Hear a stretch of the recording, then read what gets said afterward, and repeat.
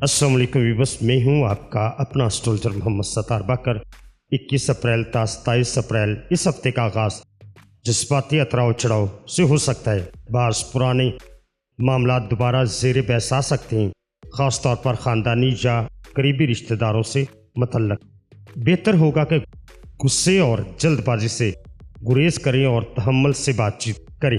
اب آپ کی مالی معاملات کی بات کریں تو اس میں کچھ بہتری کی امید ہے، خاص کر اگر آپ نے حالیہ دنوں میں کوئی سرمایہ کاری کی ہے تو اس کا مثبت نتیجہ نکل سکتا ہے۔